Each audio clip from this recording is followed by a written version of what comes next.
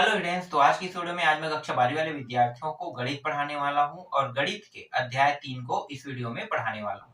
तो चलो अध्याय 3 को देख लेते हैं। अध्याय 3 जो पाठ का नाम है वो क्या है, और ये इकाई 2 है ना, इकाई 2। और पाठ का नाम है आव्यूह। आव्यूह अंग्रेजी में हम इसे मैट्रिक्स कहते हैं। तो मैट्रिक्स वाले में कुछ टॉपिक दिए हुए हैं, इनको मैं प्रश्नावली के प्रश्नों को बताते समय समझा दूंगा, और उदाहरण के भी कुछ प्रश्न हैं। तो उदाहरण का प्रश्न इतना मायने नहीं रखता है, क्योंकि उदाहरण के जो प्रश्न होते हैं वो प्रश्नावली के प्रश्नों को कैसे हल करना है ये बताता है। तो इसमें जितने भी उदाहरण दिए हुए ये प्रश्नावली के प्रश्नों के तरीके को बताने के लिए है। तो मैं डायरेक्ट प्रश्नावली 3.1 के प्रश्न को आपको बताऊंगा। तो प्रश्नावली 3.1 का पहला प्रश्न है, और हाँ, मैं जो बुक यूज कर रहा हूँ यहाँ पे मैं आपको दिखा देता हूँ। ये बुक है, ठीक है, प्रबोध का गणित, मतलब गणित का बुक है और प्रबोध का है। तो प्रबोध प्रकाशन का मैं बुक लेकर आया हूँ और इसी बुक से आपको पढ़ाऊंगा। और ये जो बुक है ये नया बुक है, 2025-26 का जो नया सिलेबस आया है, नया ब्लूप्रिंट आया है, उसी के आधार पर बनाया गया ये नया बुक है। ठीक है, कुछ स्कूलों में नवबोध का बुक चल रहा होगा। तो एक चीज मैं आपको बता दूं कि आपका जो एग्जाम है वो आपके स्कूल नहीं लेगा। ठीक है, पहली चीज बता देता हूँ कि आपके स्कूल के द्वारा तो नहीं लिया जाएगा।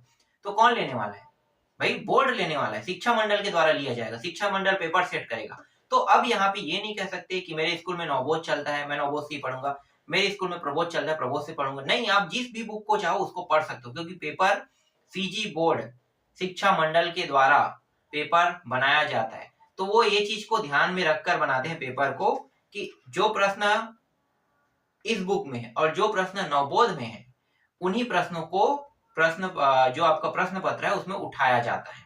ठीक है, दोनों में अलग अलग इस तरीके से नहीं करते हैं, तो दोनों बुकों के हिसाब से बनाते हैं। तो आपको जो भी बुक पढ़ना है, जो अच्छा लगे, जहां से आप पढ़ना चाहो पढ़ सकते हो। मैं आपको यहाँ पे प्रबोध से पढ़ा रहा हूँ। नवबोध के बुक मैं भी ढूंढ रहा था मार्केट में नहीं मिला। प्रबोध का ही बुक अभी आया है, तो प्रबोध के बुक से ही आप लोगों को मैं पढ़ा रहा हूँ। ठीक है, प्रबोध का भी प्रकाशन मतलब प्रबोध प्रकाशन भी आने वाला है, प्रबोध नहीं, नवबोध प्रकाशन भी आने वाले हैं, पर टाइम लग रहा है। तो भाई प्रबोध ही मार्केट में अभी चल पाएगा, है ना। तो प्रबोध प्रकाशन से मैं आप लोगों को पढ़ा रहा हूँ। तो चलो पहला प्रश्न देखते हैं। पहला प्रश्न है, निम्नलिखित आव्यूह के क्रम ज्ञात कीजिए। अब आव्यूह कौन सा है? पहला प्रश्न के अंदर प्रश्न दिया हुआ है, तो a बराबर 3, 0, 5 करनी 3, 4 - 1 - 2 और 4/9, इस तरीके से एक आव्यूह दिया हुआ है ना। ये आव्यूह ए है। अब इस आव्यूह में आपको क्या बताना है? इस आव्यूह में क्रम ज्ञात कीजिए कह रहा है, क्रम। ठीक है, तो क्रम ज्ञात करते हैं। देखो, थोड़ा सा आपको जानना होगा, बेसिक भी यहाँ पे मैं बता देता हूँ। ठीक है, क्रम ज्ञात करना है तो ये वाला लाइन ऐसे अगर ले जाते हैं, ठीक है, ऐसे 3, 5, 4, 2, जो -2 इसको गिनते हैं, इसको क्या कहते हैं? इसको कहते हैं पंक्ति। क्या कहते हैं? पंक्ति। और अंग्रेजी में इसे रो कहते हैं। ठीक है, कई लोग इसे अंग्रेजी में बोलेंगे तो रो कहोगे, और जो लोग हिंदी में बोल रहे हैं वो लोग पंक्ति कहोगे। तो ये पंक्ति है, और ये पहला है ना, पहला पंक्ति हो गया। अब इसी तरीके से नीचे वाले लाइन को भी गिन लेते हैं इस तरीके से। ठीक है, इसको हम क्या कहेंगे? इसको भी पंक्ति कहेंगे, और अंग्रेजी में रो। ये हो गया आपका दूसरा पंक्ति। पंक्तियों की संख्या कितना है? 2। तो यहाँ पे मैं लिख लेता हूं 2। ठीक, अब कॉलम को देखते हैं, या फिर हम उसे हिंदी में स्तंभ कहते हैं। ठीक है, तो इसको हम स्तंभ कहेंगे, और अंग्रेजी में इसको क्या कहेंगे? कॉलम। तो अब कैसे आएंगे? अब ऐसे आएंगे नीचे की ओर। ठीक है, कॉलम जो पिलर होता है ना, पिलर देखना ऐसे खड़ा रहता है, तो उसी को हम क्या कहते हैं? कॉलम कहते हैं। और कॉलम को हम क्या कहेंगे? स्तंभ हिंदी में। तो इसकी संख्या कितना है? 1, मतलब ये स्तंभ नंबर 1। फिर स्तंभ नंबर 2 ये वाला, ये हो जाएगा स्तंभ नंबर 3, और ये वाला स्तंभ नंबर 4। मतलब column number 1, column number 2, column number 3, column number 4। तो गुणा कितने से कर दोगे? 4 से। समझ में आ गया? और इस प्रश्न में क्या पूछा है? इस प्रश्न में पूछा है आव्यूह के क्रम ज्ञात कीजिए। आव्यूह के क्रम, आव्यूह के क्रम मतलब ये जो पंक्ति है इसकी संख्या और स्तंभ की संख्या। तो यही जो है ये क्या है? इसका उत्तर है। अब आपको लिखना कैसे, जैसे कि यहाँ पे आपको बताना है कि पंक्ति, ये आव्यूह है ना, आव्यूह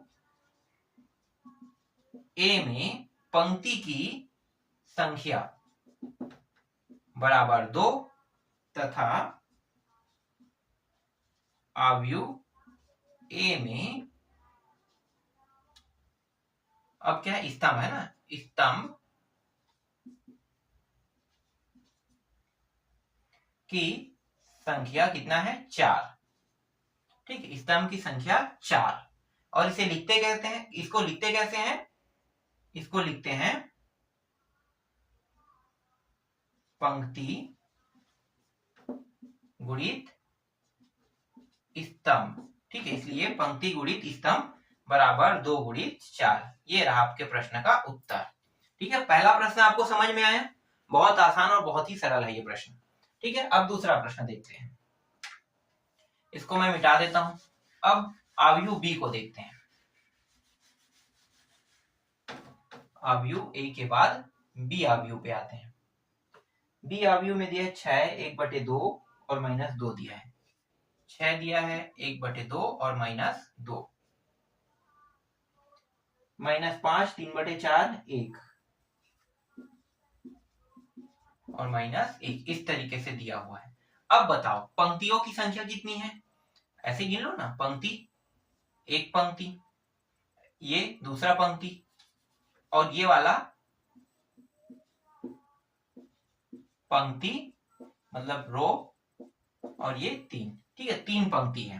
तो यहाँ पे क्या लिखेंगे, आव्यूह बी है ना, यहाँ पे बी है तो इसको मिटा के बी कर दो। आव्यूह बी में पंक्ति की संख्या 3 और आव्यूह बी में कॉलम की संख्या, देखो ये स्तंभ हो गया है 1 स्तंभ 2, मतलब कॉलम 1 कॉलम 2, तो कॉलम की संख्या कितना है, 2 है।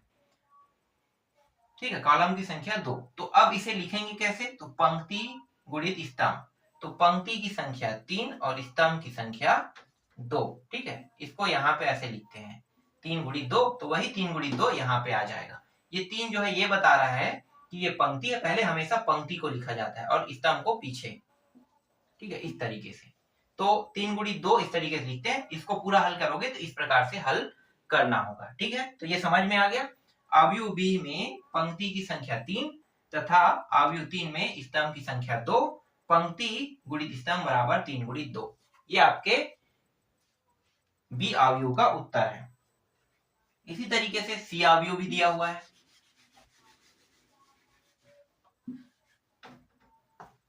सी आव्यूह, ठीक है, ये तो समझ में आ गया होगा ना, 7 फिर -2 5 और 0, अब 0, इतना बस दिया है। देखो इसके अलावा और कुछ नहीं दिया है। तो यहाँ पे आपको क्या दिखाई दे रहा है, एक पंक्ति है ना, मतलब पंक्ति की संख्या सिर्फ यहाँ पे क्या रखना है, 1। स्तंभ की संख्या 1 2 3 और 4, स्तंभ की संख्या 4, तो यहाँ पे कितना रखोगे, 4। तो आपका प्रश्न का उत्तर कितना आएगा, पंक्ति गुणित स्तंभ 1 गुणित 4, यहाँ भी 1 गुणित 4। ठीक है, तो इस तरीके से देखो आपका सी आव्यूह का भी उत्तर यहाँ पे आ गया। ठीक, अब जो डी वाला है इसको बताने की तो जरूरत नहीं है, इसको तो बना लोगे। तो डी को बना के देखना, यहाँ पे मैं ऐसे ही बता देता हूं क्या है, -2 है 1 है 0 है, ये दिया हुआ है, इसको बना लेना। ठीक है, ऐसे बताऊंगा तो ये बहुत ही आसान है, आपको समझ में आ गया होगा, तो बताने की जरूरत नहीं, इसलिए मैं इसे बनाने के लिए कह रहा हूँ। ठीक ठीक है, अब आते हैं प्रश्न क्रमांक 2 पर।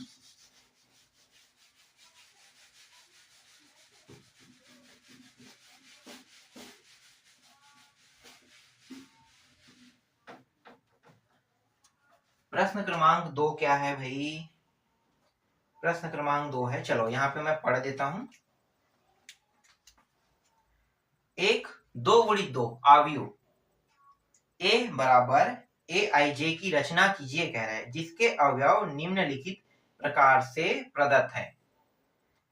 पहला है ए आई जे बराबर आई गुणित नहीं सॉरी आई प्लस 2j, फिर कोष्टक के ऊपर मतलब इसका पूरे का घात दिया है 2, फिर अपान 2 है। फिर दूसरा है आई जे, फिर आई अपान जे करने के लिए है। चलो इसको हल करते हैं। तो 2 गुणित 2 के लिए हल करना है, 2 गुणित दो के लिए क्या करना है, हल करना है। तो यहाँ पे आव्यूह मान लेते हैं ना, ए आव्यूह है, तो माना आव्यूह ए, यहाँ पे लिखो कौन सा प्रश्न था, दूसरा, माना आव्यूह ए, यही है ना, ए आव्यूह, हाँ ठीक है, माना ए आव्यूह की कोटि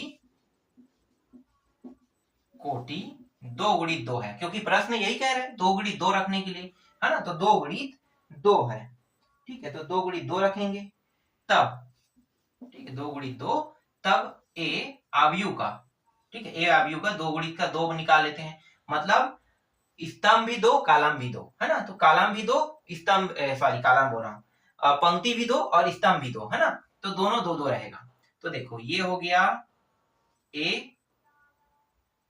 1 1 होगा कि नहीं, क्योंकि ये रो वाला लाइन है तो रो वाले को पहले गिनते, ए 1 1 और ए 1 2, फिर इसको ऐसे गिनेंगे, तो ये हो गया ए, अब ये देखो यहां से नीचे आ रहा है तो एक के बाद क्या आएगा, दो, और फिर एक पहला है, ठीक, फिर ए दो और दो, ठीक, दो और दो, तो इस तरीके से गिना जाता है। तो देखो ये कितना हो गया, एक पंक्ति, ये दूसरा पंक्ति, तो दो पंक्ति दो हो गया, है ना, और दो क्या होगा, स्तंभ होगा, तो ये एक स्तंभ और दो स्तंभ, तो दो गुणित दो, ठीक है, इस तरीके से, ठीक।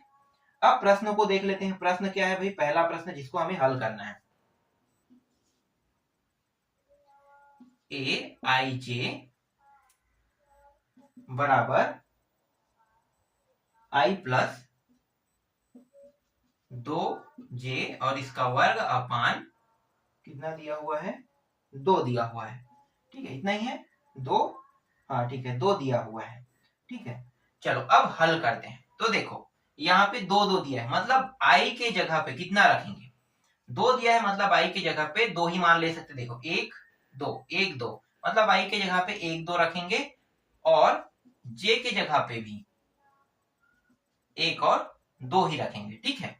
तो पहली बार दोनों में एक एक दिया है, मतलब एक एक रखेंगे, तो एक और दो, और कहां पे रखना है आपको, यहाँ पे रखना है, ठीक है, इसे आप समीकरण एक नाम दे सकते हो, तो समीकरण के हिसाब से भी हल कर सकते हो और नॉर्मल हल भी कर सकते हो, है ना। तो पहले हम लोग इसके लिए हल करेंगे, तो ये जो आई जे है ये क्या बन जाएगा, एक एक रखेंगे पूरा, ठीक है, एक एक रखेंगे, तो देखो पहले एक और पहले एक, क्योंकि ये एक एक वाला है, तो एक एक वाला है, तो एक, यहाँ भी आई की जगह में, जे की जगह में एक, मतलब एक एक, तो एक 11 के लिए हल कर रहे हैं, एक 11, तो यहाँ भी एक आएगा, तो ये हो गया एक प्लस दो गुणित एक और इसका वर्ग, फिर दो, आगे इसको हल करते हैं, तो देखो दो एकम दो, दो ही होगा, और प्लस एक तीन, तीन का वर्ग अपान दो, तीन दिया कितना होता है, नौ, नौ बटे कितना आ रहा है, दो आ रहा है, ठीक है, पहले में 9/2 आ रहा है, किसका मान, ए एक एक, मतलब इसके जगह पे हमें क्या रखना है, 9/2 रखना है, ठीक है। अब एक दो इसके लिए हल कर लेते हैं, तो यहाँ पे आई की जगह पे एक ही रख रहे हैं, ठीक है, आई की जगह देखो ना, यहाँ पे एक दो लिखा है ना, तो यहाँ पे दो मान है, ठीक है, तो यहाँ पे जो दिया है वैसे ही रखना है, ये आगे वाला आई को प्रदर्शित कर रहा है, पीछे वाला जे को प्रदर्शित कर रहा है, मतलब ये है पंक्ति और पीछे वाला क्या है, स्तंभ है, ठीक है, मतलब रो है और ये कॉलम है, समझ में आ गया।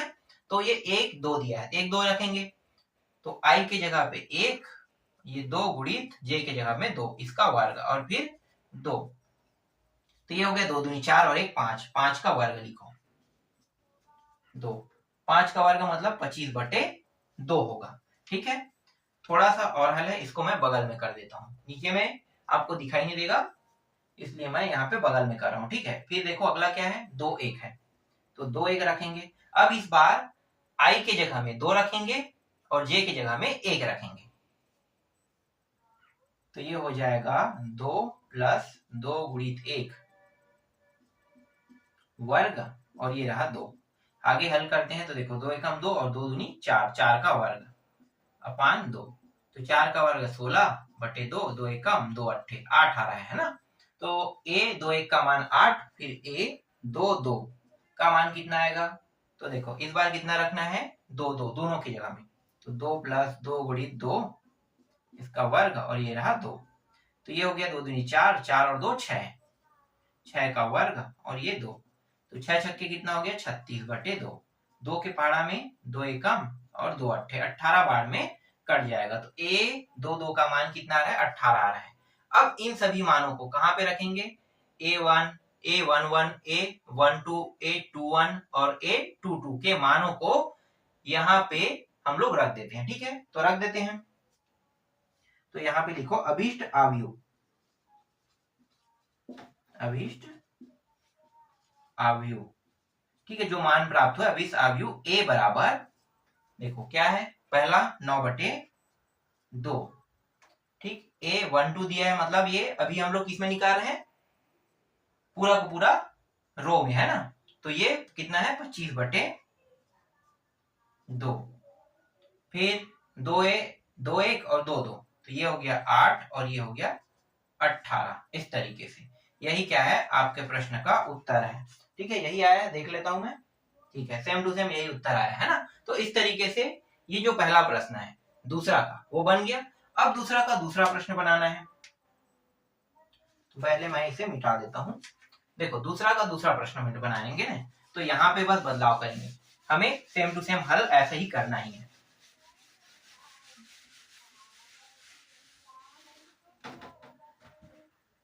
क्या है दूसरा का दूसरा, एक मिनट,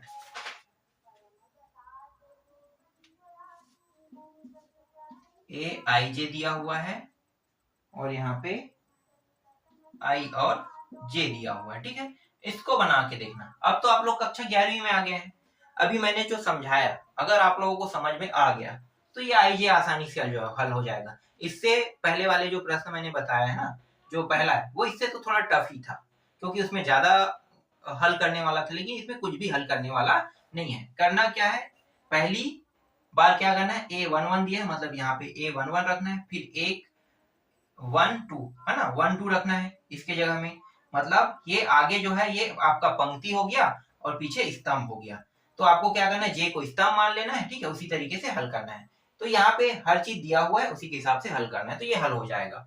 तो इसको मैं छोड़ रहा हूँ। ठीक है, फिर आते हैं तीसरा प्रश्न में। तीसरा प्रश्न भी ऐसे ही हल होगा, तीसरा प्रश्न भी सेम टू सेम हल होने वाला है।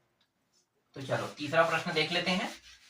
जिनको दूसरा प्रश्न समझ में नहीं आया होगा, दूसरे के अंदर 2 प्रश्न थे ना, तो एक प्रश्न मैंने बता दिया आपको, अब एक प्रश्न और है।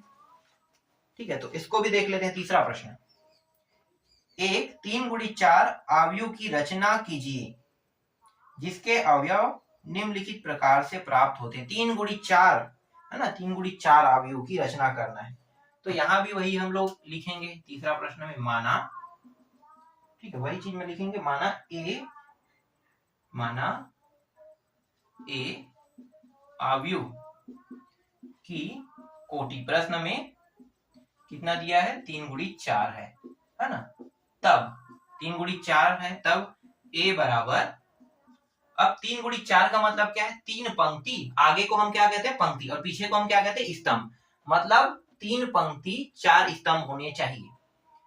अंग्रेजी में हम इसे रो कहते हैं, 3 रो, और अंग्रेजी में स्तंभ को क्या कहते हैं, कॉलम। तो 4 कॉलम होने चाहिए। तो देखो इसको कैसे बनाओगे, A11 फिर A12 फिर A13 और फिर A14। देखो 1 2 3 4, 4 कॉलम हो रहे हैं है ना, 4 कॉलम। अब 3 बस क्या बनाएंगे, पंक्ति। अब ये जो नीचे वाला लाइन है ये 2 से शुरू होगा, 2 1 फिर 2 2 फिर 2 3 फिर 2 4 फिर A, अब 3 से शुरू होगा, 3 1 3 2 3 3 3 4।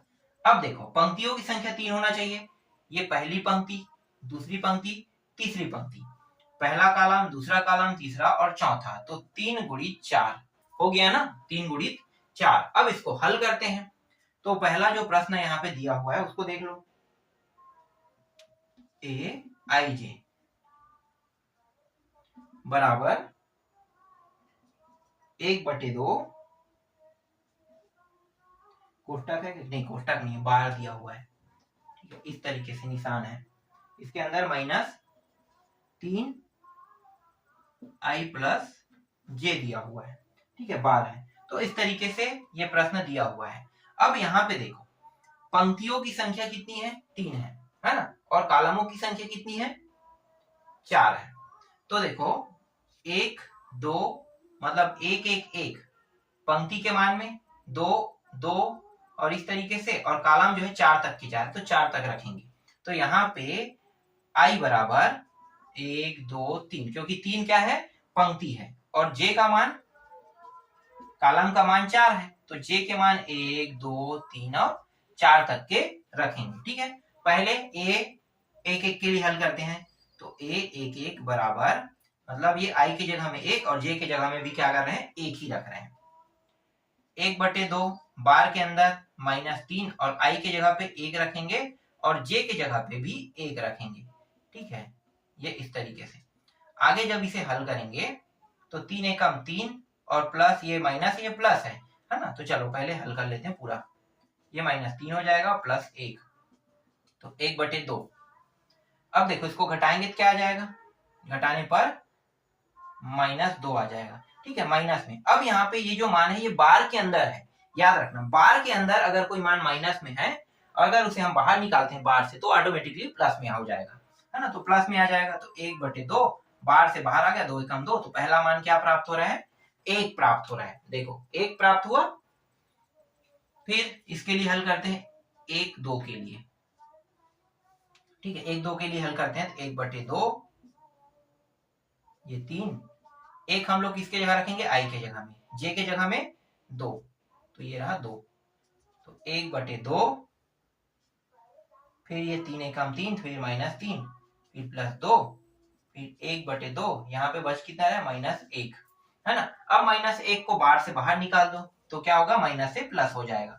ठीक है, अभी मैंने बताया ना, बार के अंदर कोई भी मान हो, माइनस में हो तो बार से बाहर लाते हैं तो वो प्लस में हो जाता है, इसीलिए बार को लगाया जाता है। किसी मान को प्लस में लाना है, इसी वजह से बार को लगाया जाता है। तो ये 1 हो जाएगा, तो यहाँ पे 1/2 आएगा। ठीक है, यहाँ पे मैं मानों को रखते जाता हूँ। ठीक, बगल में इसका मान निकल गया है, तो ये 1 आया। इसका मान कितना आया है, 1/2। ठीक है, 1/2 आ गया। अब अगला हल करते हैं a 1 3 के लिए। तो 1 3 के लिए हल करेंगे तो 1/2, फिर -3 गुणित 1 ये रहेगा, और j की जगह में इस बार 3 रहेगा, तो ये आ गया 1/2, 3 एकम 3 -3 और +3।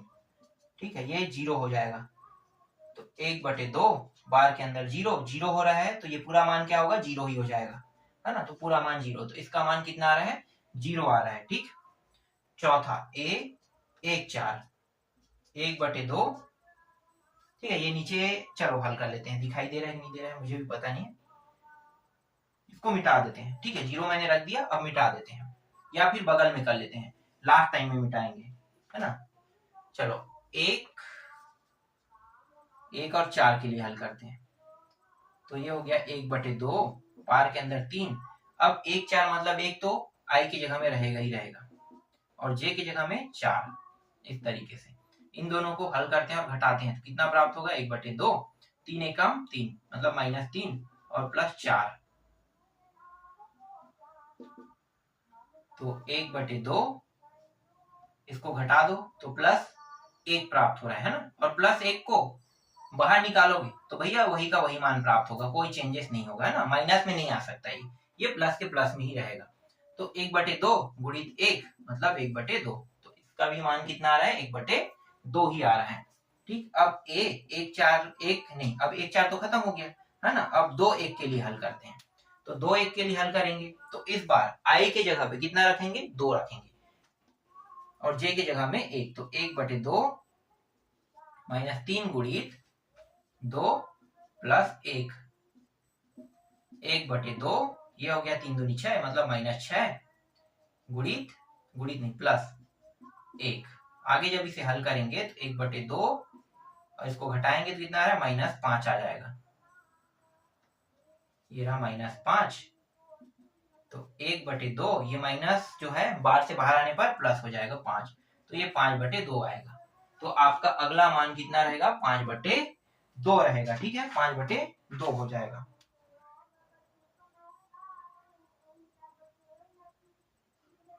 ठीक, देख लेता हूं कहीं पे गलती थोड़ी किया हूं, उत्तर जो है वो सही जा रहा है ना। 5/2, ठीक है, अभी तक तो सही बनाया है। 2 2 1/2 माइनस 3 गुणित 2 प्लस 3 गुणित, हाँ ठीक है 2 ही रहेगा, तो 2, ठीक है 3 गुणित 2, और ये बढ़ते जाएगा जे का मान कितना 2 हो जाएगा। फिर 1/2, अब देखो 3 दूनी 6, 6 में 2 को घटाएंगे कितना आएगा -4, ठीक है -4। अब इसको आगे हल करते हैं, तो 1/2 गुणित माइनस क्या हो जाएगा प्लस हो जाएगा ना, बाहर से बाहर निकलेगा, 2 एकम 2 दूनी, तो यहाँ पे मान कितना आ रहा है 2 आ रहा है, 2 एकम 2 दूनी, तो 2 बार में कट गया, मतलब 2 प्राप्त हो रहा है 822 का मान। लो भाई इसका भी मान आ गया। अब 23 का मान निकालो 1/2, देखो ये तो सेम रहेगा, ये 4 पदों तक तो बदलेगा नहीं है ना, क्योंकि 2 2 2 आगे में आ रहा है, तो डायरेक्ट मैं इसकी जगह कितना रखूं, डायरेक्ट 6 रख दूं, क्योंकि ये प्रक्रिया हर में होगा। ठीक है, तो थोड़ा सा शॉर्टकट करते हैं, आपको समझ में आ गया। -3/2 आपको लिखना है, लेकिन जैसे ही मैं इसको गुणा करूंगा तो -6 आएगा, तो मैं थोड़ा सा शॉर्टकट कर देता हूँ, और यहाँ पे इसको 3, ये रहा 3। जब इनको घटाएंगे तो कितना प्राप्त होगा, ये -6 में 3 को घटाओगे तो 3 प्राप्त होगा, मतलब 1/2 और ये -3, ठीक है -3 बाहर से बाहर आने पर प्लस हो जाएगा, तो 1/2 गुणित 3 बराबर 3/2, ठीक है, तो 3/2 प्राप्त हो रहा है, तो इसका मान यहाँ पे 3/2 हो जाएगा। ठीक, अब मिटा देते हैं शुरू वाले को, इसको मिटा देते हैं, जगह नहीं हमारे पास और के लिए, तो मिटा देते हैं। अब यहाँ पे करते हैं, कहां तक हो गया, A22 हो गया, अब A23 के लिए करते हैं, A23 हो गया, सॉरी 24 के लिए करेंगे, तो 1/2 और फिर वही सेम -6 होगा, बस 4 यहाँ पे आ जाएगा। आगे जब इसको हल कर रहे हैं तो 1/2 बार के अंदर कितना बचेगा, देखो 6 में 4 घटाओगे तो -2, तो 1/2 गुणित बार से बाहर निकाल लो तो ये प्लस हो जाएगा, 2 एकम 2, मतलब 1 आ रहा है, तो यहाँ पे 1 आ जाएगा। ठीक, अब तीन एक के लिए हल करते हैं, तो 1/2, अब यहाँ पे थोड़ा सा बदलाव होगा, ठीक है बदलाव होगा, तो यहाँ पे कितना रखेंगे, -3 तो था है ना, -3 था, अब आई के जगह में 3 रखेंगे, तो ये रहा 3, और इसके जगह में 1, ये रहा 1, तो 1/2, 3 3 9, तो ये हो गया -9 प्लस 1 बराबर 1/2, और -9 में 1 घटाओगे कितना आएगा -8। अब -8 को बार से बाहर निकाल दो, तो बार से जब बाहर निकालते हैं तो माइनस प्लस हो जाता है ना, तो यहाँ पे 1/2 गुणित 8, तो एकम 2 चौके, तो यहाँ पे कितना आ रहा है 4 आ रहा है, तो ये जो मान है ये हमें 4 प्राप्त हुआ, किसका मान A31 का। ठीक, 4 हो गया।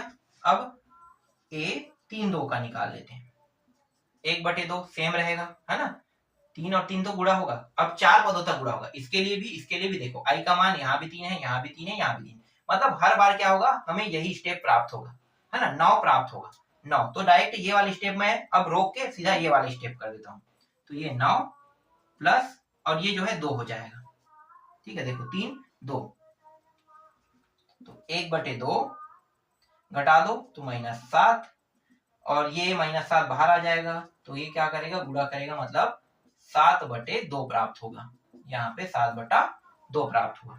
ठीक, ये भी प्राप्त हो गया। चलो अब बाकी जो बचा हुआ है उनको यहाँ पे हल कर लेते हैं, फिर लास्ट में उत्तर की जांच भी कर लेंगे। फिर A33 के लिए हल करते हैं, 1/2 -9 होगा है ना, यही वाला स्टेप, ये वाला स्टेप छोड़ के सीधा ये लिख रहे हैं, क्योंकि बार बार यही आ रहा है, तो आपको पता चल गया, तो मैं इसको नहीं लिख रहा हूँ, सिर्फ अगला स्टेप लिख रहा हूँ। यहाँ पे 3 है तो 3 कर दो, फिर 1/2 घटाओगे तो -6 आएगा, आगे हल करेंगे तो 1/2 माइनस बाहर से बाहर आएगा तो क्या हो जाएगा, मतलब -6 बाहर से बाहर आएगा प्लस हो जाएगा, तो 2 एकम 2 तिया, तो यहाँ पे आ रहा है 3, तो इसके जगह में 3 लिखना है, ठीक है, जिसका मान है A33 का। फिर A3 4 के लिए हल करते हैं, 1/2 -9 प्लस 4 बराबर 1/2, घटा दो तो -5 आ रहा है, तो ये हो गया 1/2, और ये माइनस से प्लस हो जाएगा ना, क्योंकि बाहर से बाहर आ रहा है, तो 5/2, 5 एकम 5 अपान 2, 5/2, तो यहाँ पे आ रहा है 5/2, तो यहाँ पे 5/2 प्राप्त हो गया, मतलब जितने मानों को हमें निकालना था 3 गुणित 4 के लिए है ना, 3 गुणी 4 के लिए हमें निकालना था, 3 गुणी 4 के लिए हमने निकाल दिया। तो अब आपको यहाँ पे अब क्या लिखना है, अतः अभीष्ट आव्यूह ए बराबर ये मान जो है हमें प्राप्त हुआ। अब मानों को मैं मैच कर लेता हूं, ठीक है। उत्तर क्या लाना है देखते हैं, आ रहा है कि नहीं आ रहा है। तो देखो ये सही है, ये भी सही है, ये भी सही, ये भी सही है, ठीक है। 5/2 2 प्राप्त हो रहा है, 3/2 ये भी सही है, 4 है, 7/2 3 है, 5/2 पूरा मान सही प्राप्त हुआ है, ठीक है। तो इस तरीके से तीसरा का पहला मैंने आप लोगों को बता दिया। अब तीसरा का जो दूसरा प्रश्न है इसको बना के देखना, ठीक है। तीसरा का दूसरा तो मैं यहाँ पे बता देता हूँ, तीसरा का दूसरा प्रश्न क्या है, ठीक है। सेम टू सेम बनाना है, यही ऐसे ही, बस मैं प्रश्न बस को यहाँ पे बता रहा हूँ अभी आपको। एक जैसे प्रश्नों को मैं यहाँ पे छोड़ दूंगा, ठीक है। तीसरा का दूसरा क्या है, aij बराबर 2i माइनस j दिया हुआ है, ठीक है। इसके लिए हल करना है, सेम 3 गुणी 4 के लिए हल करोगे, ठीक है। 3 गुणी 4 के लिए हल करोगे, इतने ही तक के मान आपको लाना है, मतलब a 3 4 तक के आपको हल करना है, ठीक। तो ये प्रश्न बना के देखना, तीसरा का दूसरा प्रश्न। अब चौथा प्रश्न को देखते हैं। चलो अब पूरा इसको मिटा देते हैं, ये सारे प्रश्न आपको समझ में आ गया होगा।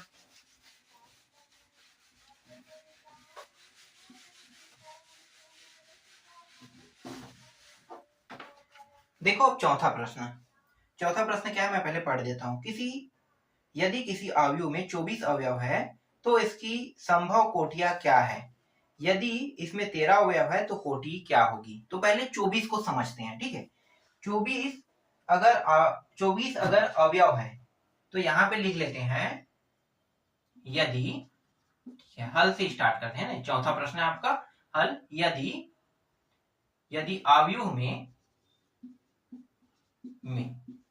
24 अवयव है तब क्रमिक युग्म, ठीक है, क्रमिक युग्म। तो ये जो क्रमिक युग्म है ये क्या होता है, क्रमिक युग्म का मतलब होता है इनको दो संख्याओं से गुणा किया जाए, तो 24 प्राप्त होना चाहिए, इनको क्रमिक युग्म कहते हैं, है ना। तब क्रमिक युग्म, तो पहले क्रमिक युग्म निकालते हैं। तो क्रमिक युग्म क्या है, और यही जो क्रमिक युग्म है यही क्या कहलाएगा, कोटि भी कहलाएगा। तब क्रमिक युग्म मतलब ऐसे दो नंबर जिनका गुणा करने पर 24 है। तो पहला नंबर 1 होगा, 1 गुणित 24 आ रहा है, 1 गुणित 24, ये जो है आई है और ये जे है, ठीक है। आई का मतलब क्या हो गया, यहाँ पे पंक्ति समझना, ठीक है, पंक्ति। और जे का मतलब क्या है, जे का मतलब स्तंभ है, ठीक है। एक हो गया, ये कोटि है, ठीक है, इसी को हम कोटि भी कहते हैं। तो क्रमिक युग्म करते हैं ऐसे नंबर जिनका गुणा करने पर 24 प्राप्त हो। दूसरा 2 गुणित अगर मैं 12 करता हूं तो भी 24 प्राप्त होगा, आई जे हो गया। फिर 3 का गुणा करते हैं तो 3 के पहाड़े में 24 कितने बार में आता है, 3 अट्ठे, है ना, तो 8, फिर ये आई जे हो गया। फिर 4 के पहाड़े में भी आता है, 4 छक्के 24, तो ये आई और जे हो गया, ठीक है। अब 5 के पहाड़ा में नहीं आएगा, है ना। फिर वापिस क्या हो रहा है, रिपीट हो रहा है, लेकिन रिपीट कैसे हो रहा है, 24 अब इस बार आ जाएगा, 24 इस बार, फिर गुणित 1, मतलब ये आई बन गया, ये जे बन गया। आई और जे अलग अलग है, याद रखना। आई का मान 1 2 3 4, फिर 24 हमें आई का मान प्राप्त हो रहा है। अगला 12 गुणित 2 मतलब आई जे, फिर अगला है 8 गुणित 3, पलट रहे हैं सभी मानों को, और 6 गुणित 4, ये रहा आई जे। तो देखो आई का मान क्या है, 1 2 3 4 24 12 8 6, कहीं भी रिपीट हुआ है क्या, आई का मान नहीं हुआ है ना। सेम इसी तरीके से जे का मान भी रिपीट नहीं हुआ है, 24 12 8 6 1 2 3 4 हुआ है, रिपीट नहीं हुआ है। तो ये जो मान प्राप्त हुआ है यही क्या कहलाता है, यही क्रमिक युग्म, यहां पे लिखो क्रमिक युग्म के मान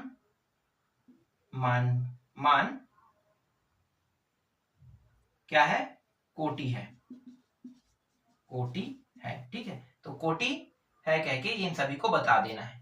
तो देखो ये सभी के सभी कोटि मान है, ठीक है। इसी तरीके से 13 का निकालते हैं। इसी प्रकार अवयव में 13 अवयव, ठीक है, 13 अवयव है। तब सीधा कोटि अब निकाले, क्रमिक युग ना लिख के सीधा कोटि। तब कोटि की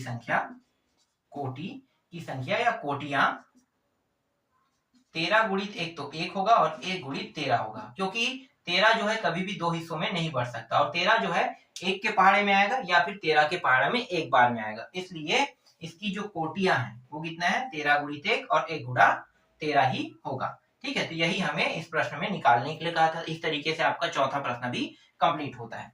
अब आते हैं पांचवा प्रश्न की ओर।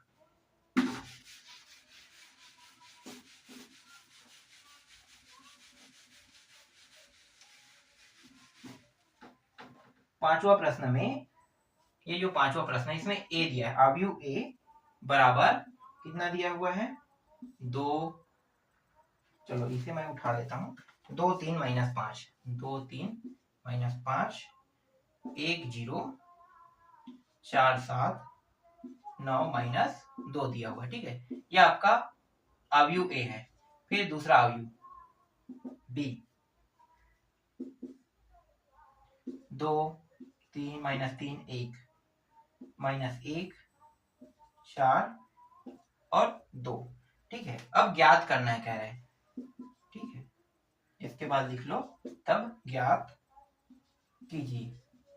ठीक है, ज्ञात कीजिए कह रहे हैं। क्या ज्ञात करना है, दो प्रश्न है, a 2 2 प्लस b 2 1, और दूसरा है a 1 1 into b 1 1 plus a 2 2 और ये रहा b 2 2, ये ज्ञात करना है। ठीक है, तो चलो पहले प्रश्न को पहले हल करते हैं।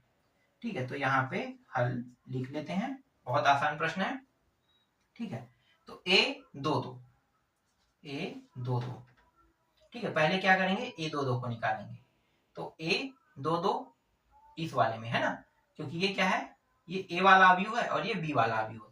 तो a वाले अवयव को पहले देखो, तो a 2 2, तो ये हो गया आपका a 1 2, ये 1 नहीं, ये 1 1 होगा, 1 2 और ये 1 3 है ना, फिर ये 2 1, फिर a 2 2, फिर 2 3, फिर a 3 1, a 3 2 और a 3 3, यही होगा।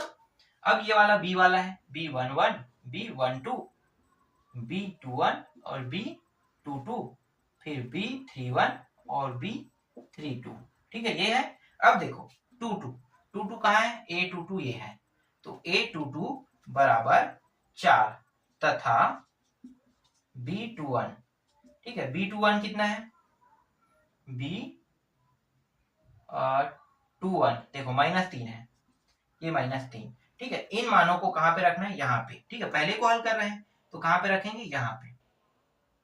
तो ये हो गया 4 - 3 बराबर कितना प्राप्त हो रहा है, 1 प्राप्त हो रहा है। ठीक है, एक ही लाना है, देख लेते हैं उत्तर को मिला के। ठीक है, 1 प्राप्त हुआ है ना, तो ये क्या हो गया, ये सिद्ध हो गया, मतलब इसका उत्तर जो है वो 1 आया। पहला समझ में आ गया। चलो अब दूसरा देखो, दूसरा भी सेम ऐसे ही बनेगा। a 1 1, पहले a 1 1 के लिए निकालते हैं। a 1 1 कितना है भाई, a 1 1 का मान 2 हो गया। ठीक है, तथा b 1 1 है ना, b 1 1 का मान देखो 2 है। ठीक, फिर और लगा दो यहाँ पे। फिर अगला क्या है, a 2 2 है, a 2 2 का मान कितना है, 4 है, a 2 2 का मान 4 तथा b 2 2 का मान कितना है, देखो a 2 2 का मान 4 और b 2 2 का मान भी 4 है। ठीक है, दोनों का मान 4 है। अब इन मानों को कहां पे रखेंगे, यहाँ पे।